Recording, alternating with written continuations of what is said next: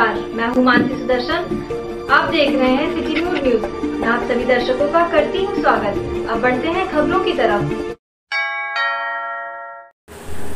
अयोध्या के कांग्रेस पार्टी कमला नेहरू भवन कार्यालय पर सत्यनारायण पटेल राष्ट्रीय सचिव एवं जान प्रभारी आज अयोध्या पहुंचे, जहां उन्होंने पार्टी कार्यालय पर कार्यकर्ताओं व पदाधिकारियों के साथ बैठक की। इस दौरान कांग्रेस के राष्ट्रीय सचिव सत्यनारायण पटेल ने बताया कि डिजिटल सदस्य अभियान को लेकर चर्चा की गई।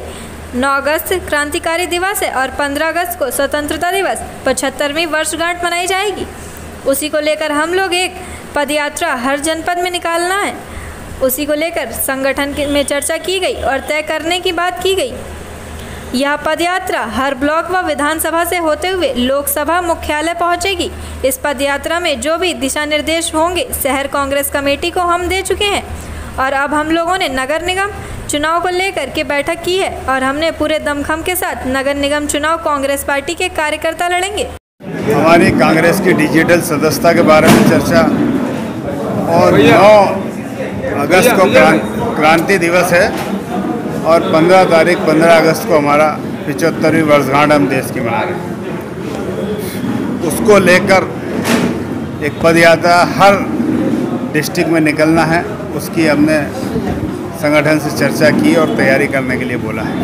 जो सारी डिस्ट्रिक्ट जिला कांग्रेस कमेटी महानगर कमेटी तय करेगी रूट कहाँ होगा, कैसा होगा। हर ब्लॉक से हर विधानसभा से होती हुई लोकसभा हेडक्वार्टर तक पहुँचेगी और उसमें सारी डिटेल जो कि दिशा निर्देश जिला कांग्रेस कमेटी को शहर कांग्रेस कमेटी को दे चुके हैं। आज यहाँ पर वही बताना हूँ ना, 2 चीज़ तो मैंने एक तो ये बताई है डिजिटल, एक ये और नगरीय निकाय चुनाव की तैयारी को लेकर भी नगर निगम और नगर पंचायत तैयारी को लेकर भी। नगर निगम का चुनाव बहुत करीब है, किस तरह की पार्टी बेहतर तरीके से चुनाव लड़ेगी और हमारा संगठन मिलकर उसकी कमेटी बनाएगा। कमेटी बनाकर फॉर्म भराएंगे और बेहतर जितना हो सके उसको करने की कोशिश करेंगे। देश आज़ादी के बाद पहली बार प्रजातंत्र में सरकारी एजेंसी का दुरुपयोग जो हो रहा है ये दुर्भाग्यपूर्ण है और निश्चित ही ये चिंता का विषय भी है। एक प्रजातंत्र को दबाने की कोशिश की जा रही है, लेकिन प्रजातंत्र कांग्रेस के नेतृत्व में कभी नहीं दबेगा, क्योंकि देश आज़ादी से लेकर आज तक नहीं दबा, तब दबने का सवाल ही नहीं। नगरीय चुनाव होने के बाद उसकी तैयारी चालू है। वही तैयारी आप नाम को अपना सत्यनारायण पटेल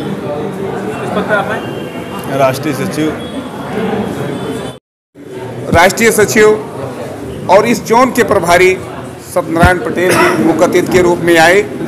आज जो यहाँ मेन विषय था, 3 बिंदुओं पे बात होनी थी। 9 तारीख से 15 तारीख तक हमारी यात्राएं 5 विधानसभाओं में चलेंगी। उसको लेके फिर डिजिटल सदस्यता को लेकर और निकाय चुनाव को लेकर ये बातें आज यहाँ पे हुई। इस यात्रा का उद्देश्य देश में बढ़ती हुई महंगाई और बेरोजगारी को लेकर हम कांग्रेस जन 5 विधानसभाओं में यात्रा निकालकर जनता को जगाने का काम करेंगे। बेस सिंह कमल, महानगर अध्यक्ष। डॉक्टर राम मनोहर लोहिया अवध विश्वविद्यालय के संत कबीर सभागार में सेना निवृत्त कर्मचारियों के सम्मान एवं विदाई समारोह आयोजित किया गया।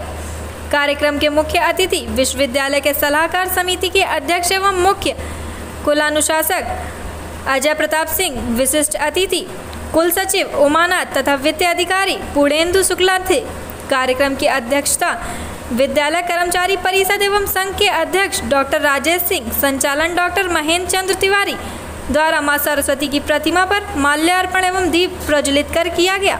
मुख्य अतिथि एवं विशिष्ट अतिथि का स्वागत परिषद के अध्यक्ष डॉक्टर राजेंद्र सिंह द्वारा माला पहनाकर एवं बुके भेंट कर किया गया।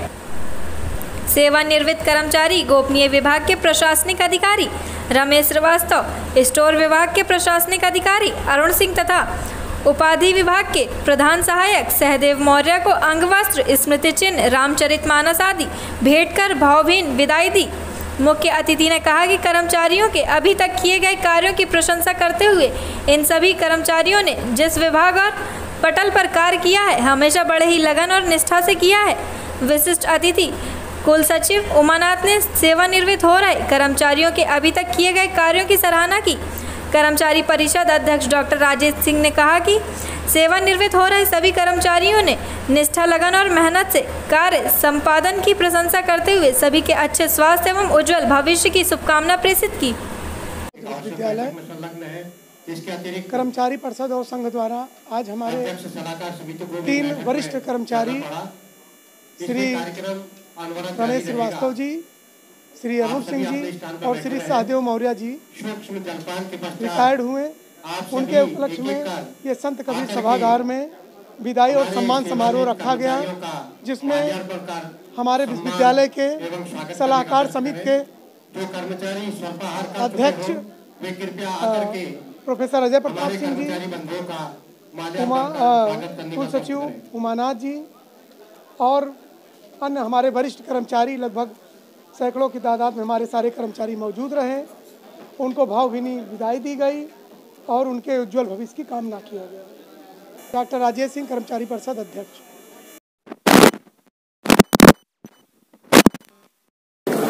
प्रशासन के अधिकारी के पद से रिटायर हुए हैं श्री अरुण प्रताप सिंह जी और श्री रमेश श्रीवास्तव जी और सदेव जी, ये 3 लोग आज रिटायर हुए हैं। इनकी सेवाएं 33-34 साल के लगभग हो चुकी हैं और अवकाश प्राप्त कर रहे हैं, अपना योगदान दिए हैं अवध विश्वविद्यालय के विकास। शाम के 4:37 बज रहे हैं। तेंदुए के भय से शहर में घुसा जंगली जानवर। अयोध्या जनपद के आर्मी एरिया में घूम रहे तेंदुए परिवार से अब जंगल में रहने वाले अन्य जानवरों को भय सताने लगा है, जिसके डर से जंगल में अन्य जानवर अब शहर का रुख करने लगे हैं। पिछले करीब 1 पखवाड़े से जनपद के कैंट एरिया में देखे गए तेंदुए से वहां के स्थानीय निवासियों के साथ पूरे शहर में भय का माहौल है। वहीं जंगल में रहने वाले अन्य जानवर अब तेंदुए के डर से शहर का रुख करने लगे हैं। ऐसा ही एक मामला सोमवार को सामने आया, जहां कोतवाली नगर के खिड़की अली बेग मोहल्ले में एक नीलगाय को देखा गया, जिसके बाद पूरे मोहल्ले में दहशत का माहौल बन गया है। नीलगाय आने की खबर शहर में आग की तरह फैल गई। मोहल्ले वालों ने इसकी सूचना पुलिस व वन विभाग को दी, जिस पर मोहल्ले में पहुंची फतेहगंज व रिकाबगंज पुलिस की चीता मोबाइल टीम ने स्थानीय लोगों से कहा, यह कोई खतरनाक जानवर नहीं है, इसे छोड़ दें। लोगों के विरोध करने पर पुलिस ने कहा कि अभी इसे हॉस्टल में ही रहने दो, रात में इसे बाहर कर देना। वहीं जानकारी मिली कि नीलगाय ऐसा जानवर है कि वह 5 से 6 फीट बाउंड्री वॉल आसानी से कूदकर पार कर सकता है, जिसके बाद वह पूरे शहर में आतंक मचाएगा। जबकि मोहल्ले वालों की माने तो मोहल्ले के बच्चों व पालतू जानवरों को लेकर चिंता में हैं। ये भैया इधर से जंगली जानवर एक सांड को दौड़ाता हुआ आया है, इस गली में खिड़की अली बेग में घुस गया है और यहाँ से आगे तक वो नीम के पेड़ तक गया था और उसको सब लोगों ने, महल्ले के लड़के, बड़े बड़े लड़के ने रोक लिया है। बच्चे खेल रहे थे, सबको भगा दिया गया है बच्चे को कि गली से घर में चले जाएं ताकि वो जानवरों किसी के ऊपर हावी ना हो सके। और इस वजह से उसको ला के चित्रकूट एकेडमी में, पुलिस लाइन के बगल में एकेडमी है और उसको ला के रखा गया है। इसी के अंदर मैदान है, उसी में रख दिया गया है और उसको ताला मार के रखा गया है। अच्छा, इसकी सूचना किसी को दी आपने? जैसे अभी 100 नंबर जा रही थी, उसको हम लोग ने रोका के उसको बताया गया तो 2 सिपाही आके उसको देखे कि फिर बताएं कि रात के 12 बजे के बाद उसको खोल लेना, वो चला जाएगा। अब वो ऐसे कैसे चला जाएगा, जब उसको वन विभाग वाले को बताया गया, वन विभाग वाले भी अभी तक रिस्पांस नहीं ले पाए और इसकी वजह से अभी उसको रखा गया है। अब महल्ले के लड़के मान नहीं रहे हैं, उसको मना करते हुए भी सब आके देख रहे हैं, उनको हटाया जा रहा है ताकि वो किसी के ऊपर हावी ना हो जाए। और अभी 2-3 दिन से तेंदुए की बातें चल रही हैं, इस वजह से तेंदुए के चक्कर में हो सकता है कि तेंदुआ इन लोगों को दौड़ाया हो या कुछ किया हो, तभी इसी वजह से इसको यहाँ पे पैक किया गया है। क्या नाम है आपका? सुधीर कुमार, कहाँ के रहने? खिड़की अली बेग के।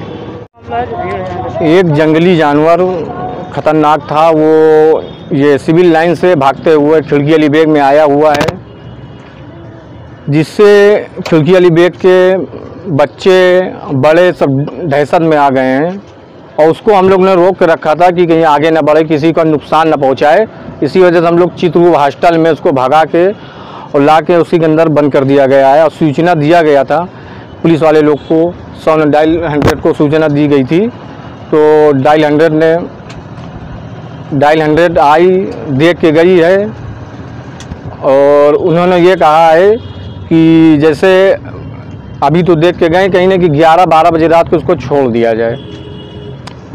और यहाँ पे मोहल्ले का माहौल बहुत दहशत में आ गए हैं। बच्चे और बड़े अपने अपने घर में चले गए हुए हैं कि जिससे दिक्कत ना हो।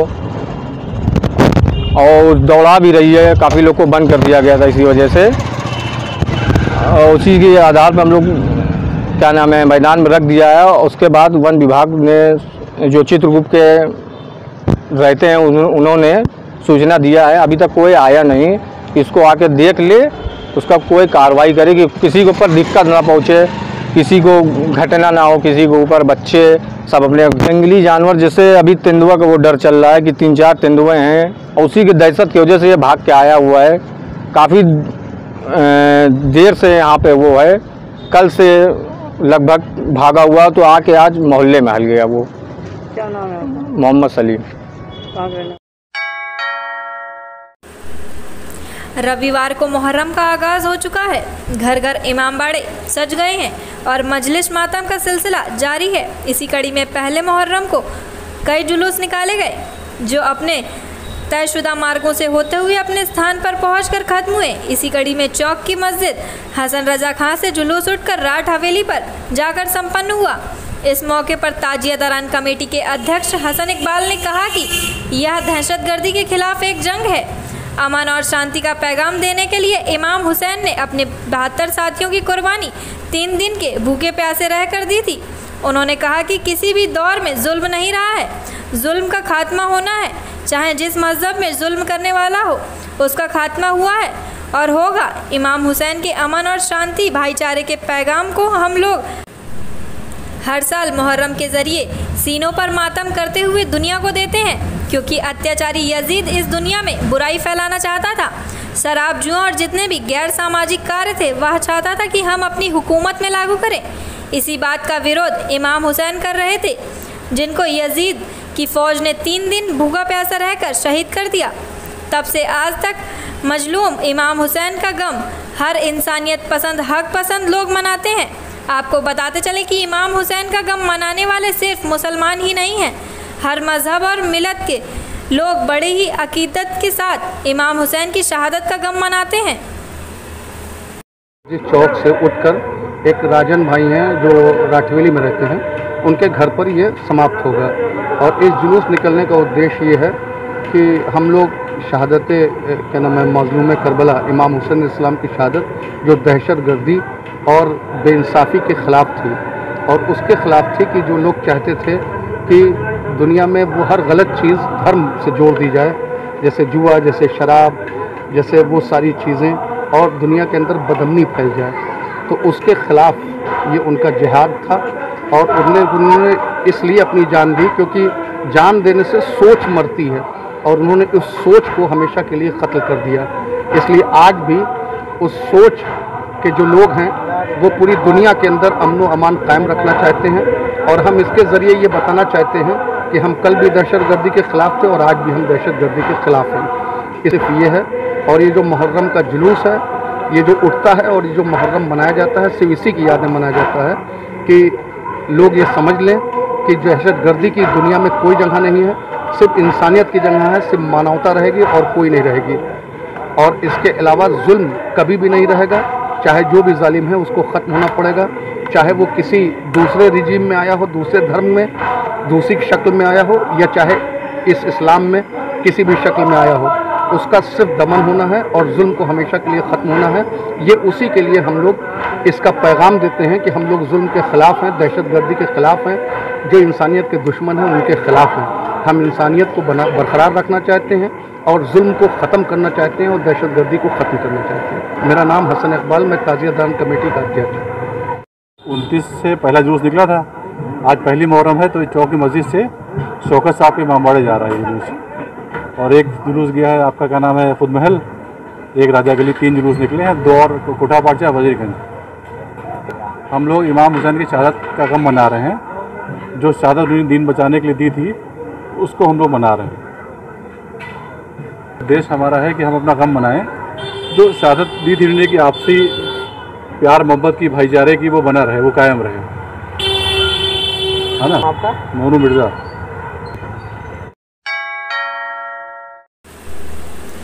सावन शुक्ल तृतीय के पर्व पर राम की नगरी अयोध्या में मणि पर्वत के झूलन उत्सव के साथ सावन मेले का आगाज हो गया। सावन पूर्णिमा तक चलने वाले इस मेले के पहले दिन अधिकांश मंदिरों में विराजमान भगवान के विग्रहों को झूले पर प्रतिष्ठित कर दिया जाएगा। इसी के साथ पखवाड़े भर झूलन उत्सव सांस्कृतिक कार्यक्रमों के साथ चलता रहेगा। हालांकि अलग अलग मंदिरों में झूलन उत्सव अलग अलग परंपरा है। संत महंतों का कहना है कि एकादशी से हर छोटे बड़े मंदिरों में उत्सव शुरू हो जाता है। भगवान के स्वरूप की झांकी सजाई जाएगी। इसके अलावा मंदिरों में आचार्यों के रचित पद की अनिवार्य रूप से की जाती है। यही नहीं, अलग अलग तिथियों में अलग अलग मंदिरों में महामंडप सम्मेलन का भी आयोजन होता है, जिसमें विभिन्न मंदिरों से भगवान के स्वरूप को लाकर उनकी सामूहिक झूलन झांकी सजाकर उत्सव मनाया जाता है। वहीं मणि पर्वत मेले में आए भक्तों का एक अलग ही उत्साह है। एक भक्त ने कजरी के माध्यम से प्रभु श्री राम का वर्णन किया, तो वहीं सुरक्षा व्यवस्था को लेकर क्षेत्र अधिकारी डॉक्टर राजेश कुमार तिवारी ने बताया कि मेले में श्रद्धालुओं की बढ़ती भीड़ को देखते हुए जगह जगह पर रूट डाइवर्जन की व्यवस्था लागू कर दी गई है। अयोध्या में बड़े वाहनों का प्रवेश रोक दिया गया है। श्रद्धालुओं पर सीसीटीवी कैमरे और ड्रोन से नजर रखी जा रही है। पूरे मेले में पुलिस की व्यापक व्यवस्था है। जैसा कि सब जानते हैं कि अब मंदिर निर्माण हो रहा है, राम जन्मभूमि निर्माण हो रहा है, तो 2 साल से कोरोना काल की वजह से तो कोई भी ओकेजन नहीं हो पाया, कोई भी भीड़ भाड़ नहीं होती थी, साधारण रूप से बनता था। लेकिन इस बार बहुत भीड़ है, काफ़ी श्रद्धालु आए हैं, जगह जगह से आए हैं, दूर दूर से आए हैं, जो यहाँ दर्शन कर रहे हैं और इस दिन पे इस उत्सव को मना रहे हैं, खुश हो रहे हैं, प्रफुल्लित हो रहे हैं। मान्यता ये है कि आज हरितालिका तीज है। आज के दिन ही पार्वती माता ने शिव जी को प्रसन्न किया था और पति के रूप में पाया था। उन्होंने तपस्या की, व्रत किया और पति के रूप में शिव जी को पाया था। तो इसीलिए जितनी भी सुहागन औरतें हैं, कुंवारी औरतें, लड़कियां हैं, वो भी इस दिन पे व्रत करती हैं, 16 श्रृंगार करती हैं और पूजन अर्चना करती हैं।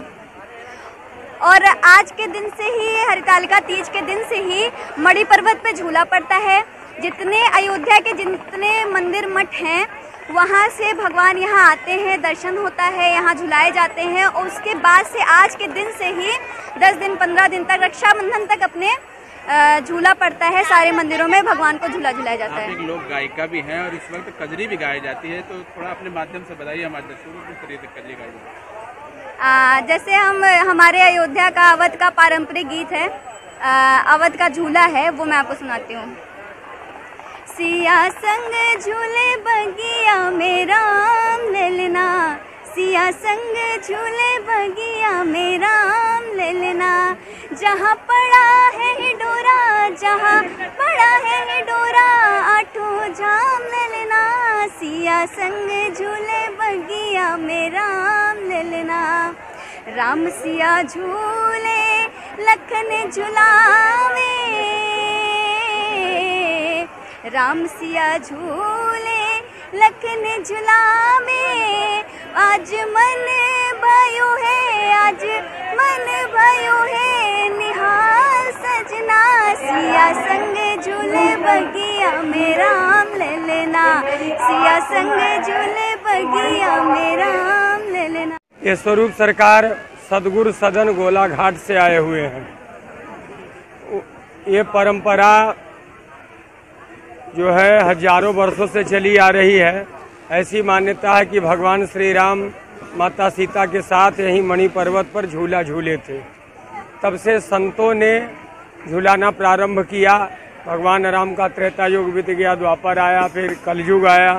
तो कलयुग में उसी मान्यता को लेकर के सभी संत लोग यहाँ पर मणि पर्वत पर भगवान राम को झूला झूलाते हैं। और आज के बाद अब हर मंदिरों में झूला पड़ जाएगा। वो 15 दिन तक पूर्णमासी तक चलेगा, जो कि अनवरत प्रतिदिन सायंकाल को शाम 8 बजे से लेकर के 11-12 बजे रात्रि तक हर मंदिरों में झूला चलेगा। और जहाँ से हम स्वरूप लेकर के आए हैं, गोलाघाट सतगुरु सदन से। वहाँ की परंपरा है कि वहाँ पर 1 महीना 5 दिन तक झूला चलता है। वहाँ पर गुरु पूर्णिमा को ही झूला पड़ जाता है और सावन बीत जाने के बाद भादों के तीज को झूला उतरता है और अंतिम झूला बिहुती भवन में भादो पंचमी की रात्रि में अंतिम झूला होता है, जिसमें पूरे अयोध्या के जितने स्वरूप हैं सब पधारते हैं। वहाँ पर राम विवाह भी होता है एवं कलेवा भी कराया जाता है ठाकुर जी को। उसके बाद झूला भी झूलाया जाता है। ये परंपराएं जो सदैव से चली आ रही है उसी को हम लोग निभा रहे हैं। विभिन्न मंदिरों से भी यहाँ पे सभी मंदिरों से हाँ, और इसके साथ साथ ये तो स्वरूप सरकार आए हैं जो यहाँ पर बैठे हुए हैं और यहाँ पर जो मुख्य स्थान है, बहुत से स्थान जैसे कि दशरथ राजमहल बड़ी जगह है, कनक भवन, छोटी छावनी और राम बल्लभा कुंज, जानकी घाट, हनुमत निवास इत्यादि जगहों से।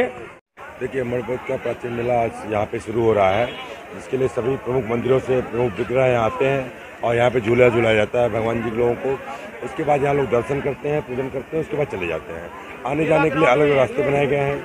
कई सेक्टरों में इसको बांटा गया है। प्रत्येक सेक्टर में एक CO रैंक के गाइड नियुक्त है। ओवरऑल एक एडिशनल SP को यहाँ का प्रभारी बनाया गया है अमरपथ क्षेत्र का। साथ ही साथ यहाँ पे रूट डाइवर्जन भी किया गया है इस क्षेत्र में आने वाले लोगों के लिए, जिससे कि काफ़ी बड़ी संख्या में लोग आ रहे हैं, तो पैदल आने वाले यात्रियों को, धार्मिक श्रद्धालुओं को किसी प्रकार की असुविधा न होने पाए। साथ ही साथ यहाँ पे जगह जगह CCTV कैमरे लगाए गए हैं। ड्रोन के माध्यम से निगरानी रखी जा रही है। पुलिस प्रत्येक चप्पे चप्पे पर सतर्क दृष्टि बनाए हुए है, जिससे किसी को किसी प्रकार की कोई असुविधा न होने पाए। अयोध्या के सोहावल क्षेत्र में 2 छात्रों का नाम काटने को लेकर एक बड़ा मामला प्रकाश में आया है, जहां पढ़ाई छोड़कर छात्रों से धार्मिक बात पर बहसबाजी करना अयोध्या के एक स्कूल के छात्र को भारी पड़ गया, जिसमें स्कूल प्रशासन ने दोनों छात्रों पर धार्मिक उन्माद फैलाने का आरोप लगाते हुए उनका नाम काट दिया। जब छात्रों ने प्रधानाचार्य सहित स्कूल के प्रबंधक से इस बात की शिकायत की, मामले को गंभीरता से देखते हुए प्रबंधक ने दोनों छात्रों को TC जारी कर दिया। इस पर लिखा धार्मिक उन्माद फैलाने के आरोप में विद्यालय से नाम खारिज बताया। आपको बता दें कि रौनाही ढयोडी संपर्क मार्ग पर फैजी आम मुसलमान इंटर कॉलेज है। यहाँ नर्सरी से कक्षा 12 तक की कक्षाएं चलती हैं। इस विद्यालय के प्रबंधक मोहम्मद अख्तर सिद्दीकी हैं। उन्होंने बताया कि मंगलवार को कक्षा 11 के 2 छात्र अन्य छात्रों से हिंदू मुस्लिम के धार्मिक मुद्दों पर बात करने लगे, तो उन्होंने मना किया, लेकिन वे नहीं माने और बहस करते गए। इस मामले पर जब छात्र सौरभ यादव से बात की गई तो उसने कहा कि हम रहीम दास का दोहा पढ़ा रहे थे। क्लास का एक छात्र मेरे सामने कुरान और अकबर की बड़ाई करने लगा, तो मैंने रामायण और हनुमान चालीसा की बड़ाई करने लगा। यह बात उन लोगों को रास नहीं आई और उन्होंने प्रबंधक से शिकायत कर दी। बगैर मेरे पक्ष सुने स्कूल से नाम काट दिया। दरअसल दूसरे छात्र का कहना है कि मैं क्लास में साइंस का होमवर्क कर रहा था। वहाँ पर क्या मामला हुआ, कैसे हुआ, मेरा नाम कैसे कटा, मुझे कुछ भी जानकारी नहीं है। नाम आपका? मेरा नाम सौरभ यादव, ग्राम मजनाव का मैं रहने वाला हूँ। कौन से विद्यालय में पढ़ते थे? मैं पहले फैज़ में पढ़ता था, लेकिन अब नहीं पढ़ता हूँ। आपका नाम विद्यालय से क्यों काटा गया? एक रहीम दास का दोहा था, तो एक लड़का था मुस्लिम और हम थे, कई लोग थे साथ में, तो हमने बोला कि ये रहीम दास का दोहा क्यों पढ़ रहे हो, कुरान पढ़िए। तो हमने कहा हम कुरान क्यों पढ़े, आप भी पढ़िए रामायण और रामचरितमानस। तो मतलब वो अपने धर्म की बड़ाई करने लगे, तो हमारा नाम स्कूल से खारिज कर दिया गया। हनुमान चालीसा भी पढ़ने की बात कहते आप? हम बोले थे कि हनुमान चालीसा और इसमें पढ़ना क्या है, हम हिंदू हैं तो पढ़ेंगे। तो उन्होंने कहा नहीं, ये सब नहीं होगा। विद्यालय में और क्या क्या होता है? विद्यालय में जैसे सरिया कानून के हिसाब से चलाना चाहते हैं। हम कक्षा 8 से पढ़ रहे हैं और वो अपने हिसाब से चलाना चाहते हैं, अपने कानून के हिसाब से। अभी तक हमने पढ़ा, वहाँ पर भारत माता की जय नहीं होती है। अच्छा। और वो अपना ही प्रेयर करवाते हैं, सिर्फ राष्ट्रगान होता है बस। अच्छा, वंदे मातरम भी नहीं बोला जाता? वंदे मातरम भी नहीं बोला जाता है। और सारे जहाँ से हिंदुस्तान है तो दूसरा एक इकबाल को यही लिखा है, वो पढ़ाते हैं। अच्छा, अब आपकी खबर छपने के बाद फिर अब विद्यालय प्रबंध तंत्र से कोई फोन आया आपको? वो प्रिंसिपल सर बोले कि आइए आपका हम एडमिशन कर रहे हैं, तो हमने बोला नहीं, हमें नहीं पढ़ना है, हम ब्राइट कैरियर में लिखवा लिए। इससे पहले जब आपकी ये हो गया था तो उन्होंने क्या कहा, आपका नाम काट दिया गया है? उन्होंने कहा आप धर्म उन्माद फैला रहे हैं, कल को और बच्चे बोलेंगे यही सब, इसलिए आपका नाम खारिज कर दिया गया। आप TC लेकर जाइए, कहीं दूसरे स्कूल में पढ़िए। आप TC लाने क्यों नहीं गए? कल गए थे, लेकिन वो गए मंडे को आना, आप फोन कर रहे हैं कि आपकी TC रोक दी गई है, आप आइए पढ़िए। अच्छा, आप खबर छपने के बाद बोल रहे हैं TC रोक दी गई है। पहले क्या बोले थे? पहले बोले थे टीसी लेकर जाओ कहीं दूसरे स्कूल में पढ़ो, यहाँ पर ये सब नहीं होगा। ये मुसलमान संस्था को आगे बढ़ाने के लिए खुला है। अच्छा। जो यहाँ पर रामचरितमानस और रामायण पढ़ेगा उसके लिए यहाँ पर कोई वो नहीं है, पकड़ा गया तो उसका नाम खारिज कर दिया जाएगा। ठीक। तो मेरे साथ पहली बात तो ये जो कह रहे हैं आपकी कुरान और रामायण, इसके बारे में पहले बात तो हमें कुछ पता ही नहीं। पहले बात वो जो हमारे गार्जियन जब स्कूल में आते तो उनको जो होता वो बताते किस लिए नाम कटा है, हमें पता ही नहीं कि किस लिए नाम कटा है, क्या हुआ है, इसके बारे में हमें पता नहीं है। अच्छा, विद्यालय में क्या हुआ था? विद्यालय में हम साइंस का होमवर्क बताए नहीं है। वो भी जो पहले आए थे वो भी पूछ रहे थे कि क्या हुआ है, हम बताए हम साइंस का होमवर्क कर रहे थे, मुझे कुछ नहीं पता है। वहाँ जितने बच्चे थे हमें नहीं पता है सर, हम तो अपना साइंस का होमवर्क कर, केमिस्ट्री साइन है वो कौन सर से हम चेक भी करवाए, उसी तारीख की साइन है, आप देख लीजिए। वहाँ लंच में साइन करवाए हैं, मतलब लंच में लिख रहे थे उसके बाद साइन करवाए जाके। किसकी बात हो रही थी उसमें, जैसे आप होमवर्क कर रहे थे?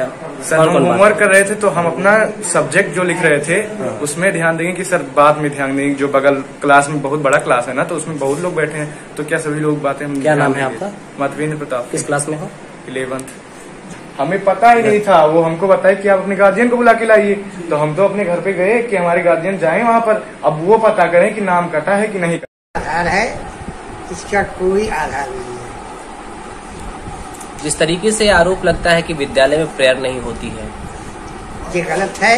प्राइमरी हमारा 7 से 11 चलता है छोटे बच्चों का, उसमें प्रेयर होती है। मुस्लिम बच्चों की प्रेयर अलग होती है और हिंदू बच्चों की प्रेयर उनके हिसाब से, उनके संस्कार के हिसाब से होती है।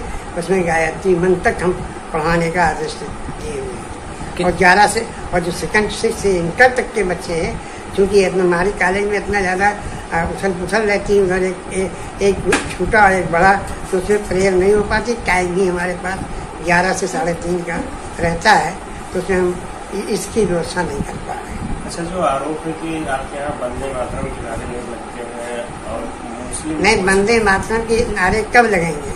जब कोई क्या नाम है सामूहिक बच्चे इकट्ठा होते हों, समझ रहे हैं आप, तब तो वंदे मातरम क्या, जब कोई लगावे वंदे मातरम तो उसको रोका तो गया नहीं।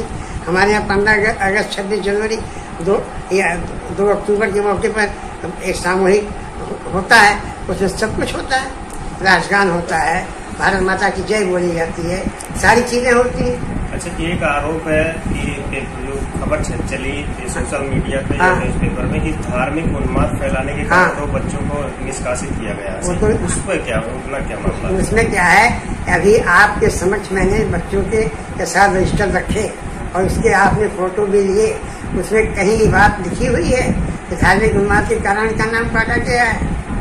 क्या माना जाए, पूरी तरीके की खबर अफवाह बनाई गई? अफवाह तो है ही है, ये तो हमारे कॉलेज की गरिमा को गिराने का प्रयास किया। अयोध्या में सरयू नदी के डूब इलाके मांझा जमथरा व गौरापट्टी में विकास प्राधिकरण के द्वारा बनाए गए प्लॉटिंग का ध्वस्तीकरण का काम किया था, जिसको लेकर वहां के रहने वाले लोग और जिन्होंने वहां जमीन ली है उनके विरोध करने पर वहां बने प्लॉट पर कार्रवाई हुई थी। वहीं जमथरा और गौरापट्टी के दर्जनों लोग सपा नेता व पूर्व राज्य मंत्री पवन पांडे से मिलकर अपनी समस्या बताई थी, जिसको लेकर पवन पांडे ने वहां के रहने वाले निवासियों को सपा के राष्ट्रीय अध्यक्ष अखिलेश यादव से दूरभाष के माध्यम से बात करवाई थी।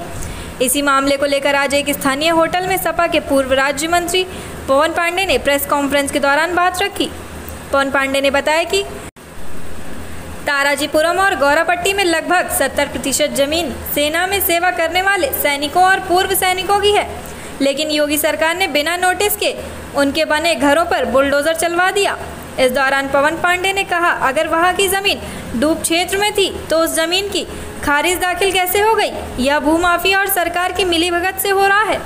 हमारी सरकार से मांग है कि अगर सैनिकों की जमीन डूब क्षेत्र में है तो माफियाओं द्वारा वसूला किया गया पैसा इनको वापस कराया जाना चाहिए। वहीं स्थानीय निवासी अयोध्या प्रसाद उपाध्याय ने आरोप लगाते हुए कहा है कि सबसे पहले विकास प्राधिकरण जमथरा और गौरापट्टी में बसी आबादी को डूब क्षेत्र के टैक्स से मुक्त करा करके वहां के निवासियों ने कहा कि वहां बने सैकड़ों घर ऐसे हैं जो होम लोन लेकर बनवाए गए हैं, वहां निरंतर नगर निगम को टैक्स दे रहे हैं। क्षेत्र में विकास प्राधिकरण के अधिकारी और कर्मचारी प्रॉपर्टी डीलर से मिलकर अवैध वसूली भी करते हैं। गौरापट्टी रतिया 3-4 दिन पूर्व योगी सरकार के अधिकारियों द्वारा बुलडोजर चलाकर कई मकानों को, कई बाउंड्रियों को गिरा दिया गया, ध्वस्त कर दिया गया। मुझे इस बात को कहते हुए बहुत पीड़ा है, दुख है। क्या शांत रहिए। बात को कहते हुए बहुत पीड़ा भी है, दुख भी है, और मैं खेद भी व्यक्त कर रहा हूं कि 70% प्लाट और जमीन उन लोगों के हैं जो इस देश की सेवा करते हैं, जो सैनिक हैं।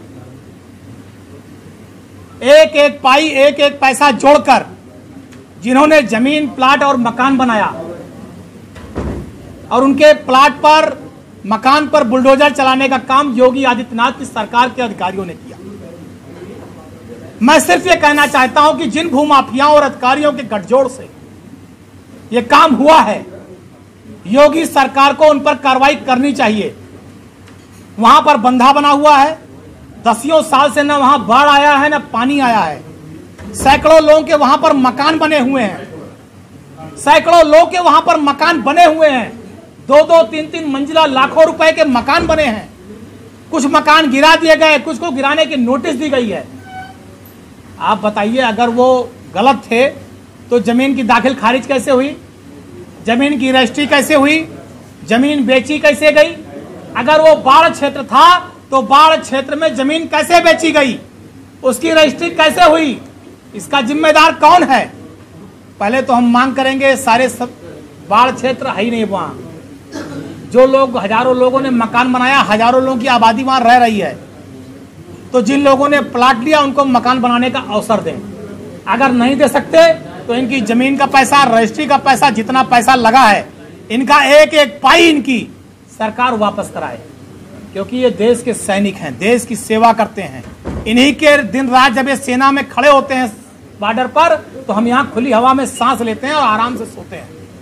तो मैं भारतीय जनता पार्टी से कहूंगा, उत्तर प्रदेश के मुख्यमंत्री जी से कहूंगा कि आपकी पार्टी सबसे ज्यादा देशभक्ति का ढिढोरा पीटती है, तो कम से कम सैनिकों का सम्मान करिए, सैनिकों का अपमान ना होने पाए। इनका जमीन का इनको हक दिलाइए, इनको मकान बनाने का अवसर दीजिए। और आपके अधिकारी कहते हैं कि वहां खेती करो। आप बताइए, 700, 800, 1000 के प्लाट में कौन सी खेती होगी? खेती होगी। और वहां पर तो जो बंधा बना है, वो बंधा समाजवादी पार्टी जब मुलायम सिंह जी मुख्यमंत्री तब बना था। जमीन सही है, नहीं सही है, इस बारे में जो प्रशासन कह रहा है। हाँ बिल्कुल, जो जमीन हमने खरीदा था उसको खतौनी और नंबर के साथ पूरी कचहरी से हमने उसका खतौनी निकाला, और उसमें जिस व्यक्ति से लिया गया हुआ विनोद निषाद से लिखाई गई जमीन है, उनका उसमें पूरा डॉक्यूमेंट और दस्तावेज, पहले तो उन्होंने भी खुद लिखाया हुआ है, वो दस्तावेज चेक किया गया है। उसके बाद खतौनी में उनका नाम चेक किया गया, और हमने जब जमीन लिखा लिया तो हमारी भी दाखिल खारिज हुई, मेरा नाम आया उसमें। तो 3 प्रक्रिया तो हमने यही देखा, 3 बार वो जमीन हमारी ट्रांसफर हुई। एक विनोद निषाद दूसरे से लिए हुए, नागेश्वर पांडे से, और फिर विनोद के पास गई, उसके बाद हमने लिया, वो हमारी दाखिल खारिज हो गई। जनवरी की जमीन है, जनवरी महीने में, इसी जनवरी में रजिस्ट्री किया गया और दाखिल खारिज होकर के 3 महीना हो गया। हम जब आर्मी से रिटायर हुए, मार्च महीने में रिटायर हुए थे, वही हमारी प्रक्रिया थी कि हम जमीन लेंगे, मकान बनाएंगे, और सारा का सारा पानी फिर गया है। और हमारे एक मित्र हैं जो उन्होंने जमीन लेकर के तत्काल शुरू किया, मकान बन गया, आज के डेट में रह रहे हैं, वही बगल का मकान है। और हमारे एक मित्र और उससे आगे जमीन ले, जो उनके बुलडोजर उनके उस पर चल गया, वो आज के डेट में वर्तमान समय में अभी भी सेना में है, वर्तमान समय में सेना में है, और सेना में होते हुए भी अभी उसको छुट्टी नहीं मिल रही है। अपनी जमीन की लड़ाई लड़ने के लिए भी वो पहुंच नहीं पा रहा है। जो आगे कम से कम अपना 3 चीज तो लगाता आकर के, कम से कम अपनी खतौनी लगा करके, अपना दस्तावेज लगा के, जो आवासीय दस्तावेज ऊपर लिखा हुआ, फर्स्ट पेज में आवासीय लिखा गया दस्तावेज, तो आवासीय लिख उसको लगा करके, एप्लीकेशन लगा के कम से कम ये तो दाखिल करता। लेकिन ये है कि यहाँ सिविल में तो सभी इजी समझते, हम भी 26 साल 30 दिन नौकरी करके आए। आज हमारे माँ और बाप को भी अगर कोई चीज हो जाता तो एकाएक सेना के अंदर ऐसी सिचुएशन जगह पे भी होता, बंदा के एकाएक वापस नहीं आ पाता। आज उसको कौन देख रहा है? कोई नहीं देख रहा। हम ऐसी जगह पे, मणिपुर, नागालैंड में ऐसे, अगर हमको वहाँ से तत्काल छुट्टी भी मिल जाए तो हम नहीं पहुँच पाएंगे। प्रशासनिक अफसरों से आप मिले, मुलाकात? प्रशासनिक अधिकारियों से हमारा यही क्या, डीएम साहब से मुलाकात हुआ था, वहाँ पे हमने ज्ञापन 10-12 आदमी का एप्लीकेशन के साथ दे दिए गए थे। उसी दिन भीड़ था, भीड़ में या तो हमारी बात वो समझ नहीं पाए, या तो पूरी जान, लेकिन वो पेपर तो उनको दिया गया लिख करके, एप्लीकेशन में पूरी ब्यौरा हिंदी में लिख कर दिया गया है। उन्होंने बोला ठीक है, इसका हम जांच कराएंगे। अब जांच की कार्रवाई अब होगी। और उसी समय वहाँ सांसद हमारे लल्लू सिंह भी दिए थे, उनको भी बताया गया डायरेक्ट। हमारे कम से कम 20 औरतें थी, 50 से ज्यादा वहाँ लोग थे जो तारापुर, रजौली, गौरा पट्टी वो सभी आए हुए। अब क्या कहा जा रहा है आपको, किस आधार पर कहा जा रहा है कि आपने बोर्ड अभी वहाँ पर तो बोर्ड लगा दिया, टूर क्षेत्र का बोर्ड लगा दिया, कल शाम को बोर्ड लगा दिया गया। और जो हमको जो आश्वासन मिला था जिला आज के लिए बस इतना ही। कल फिर मिलेंगे इसी समय इसी चैनल पर। अब हमें दीजिए इजाजत। नमस्कार।